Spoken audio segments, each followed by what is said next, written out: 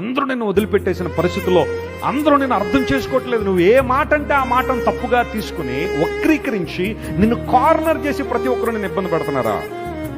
ఒంటరితనంలో నిన్ను విడిచిపెట్టకుండా ఉండే దేవుడు అంటూ ఉంటే ఆయన కేవలం నా ప్రభు అని యేసయ్య మాత్రమే. హల్లెలూయా.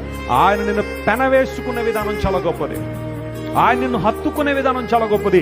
ఇమాన్యుయల్గా ఈ లోకానికి వచ్చిన దేవుడు మనకు తోడు అన్నవాడు. యుగ సమాప్తి వరకు నేను మీతో కూడా ఉంటానని వాగ్దానం చేసిన దేవుడు. ఆనాడు యాకోబుకు వాగ్దానం చేశాడు, నేను చెప్పే మాట నెరవేర్చే వరకు నేను విడిచిపెట్టినని వాగ్దానం చేసిన దేవుడు ఈ రోజు అదే మాట మన మధ్య పలుకుతున్నాడు. I will never leave you not forsake you. Don't worry about anything. నువ్వు దేనికి భయపడాల్సిన అవసరం లేదు. ప్రజలు నిన్ను చేదరించవచ్చు, ప్రజలు నిన్ను హేళన చేయొచ్చు.